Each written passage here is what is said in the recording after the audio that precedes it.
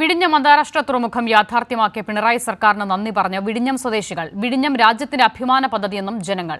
വിഴിഞ്ഞം പോർട്ട് പ്രധാനമന്ത്രി രാജ്യത്തിന് സമർപ്പിക്കുന്നത് കാണാൻ ആയിരങ്ങളാണ് ഒഴുകിയെത്തിയത്.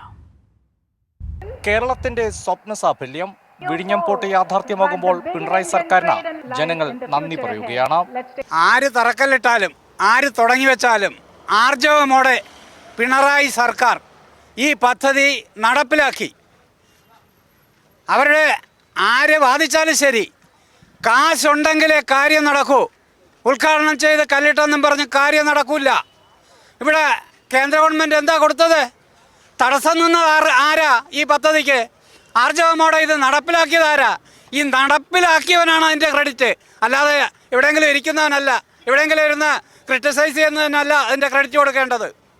പിണറായി സർക്കാരാണ് ഇത് നടപ്പിലാക്കിയത്. ജനങ്ങൾ തന്നെ ചരിത്രം ഓർമ്മിപ്പിക്കുന്നു. പിതൃത്വം, ഈ പോർട്ടിൻ്റെ പിതൃത്വം ഏറ്റെടുക്കാൻ ഒരുപാട് പേര് മുന്നോട്ട് വന്നിട്ടുണ്ടെങ്കിലും തീർച്ചയായിട്ടും ഇത് ഇടതുപക്ഷ ഗവൺമെൻറ്റിൻ്റെ ഒരു ഇച്ഛാശക്തിയാണ്, കേരളത്തിൻ്റെ സ്വപ്ന പദ്ധതിയാണ്. സ്വാഭാവികമായിട്ടും ഇത് നമ്മുടെ നാടിന്, നമ്മുടെ സംസ്ഥാനത്തിന്, നമ്മുടെ ഇന്ത്യ മഹാരാജ്യത്തിന് തന്നെ വലിയൊരു മുതൽക്കൂട്ടാണ്.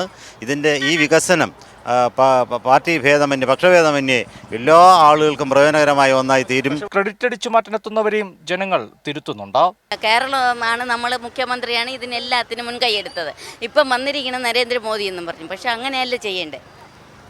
നമ്മളെ സർക്കാർ, നമ്മളെ മുഖ്യമന്ത്രി ഇത് ഇത്രയും കഷ്ടപ്പെട്ട് ഇത്രയും ചെയ്തിട്ട് ക്രെഡിറ്റ് അവർക്ക് അതല്ലല്ലോ വേണ്ടത്.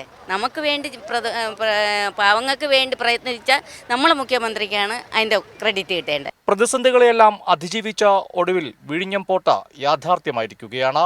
രാജ്യത്തിന്റെ വികസന കുതിപ്പിന് വഴിയൊരുക്കുന്ന പദ്ധതി യാഥാർത്ഥ്യമാക്കിയ പിണറായി സർക്കാരിന് ജനങ്ങൾ നന്ദി പറയുകയാണ്. വിഴിഞ്ഞത്തുനിന്ന് ക്യാമറമാൻ അഖിലേഷ് കുടുംബോടൊപ്പം സുജിറ്റി ബാബു, കൈരളി ന്യൂസ്.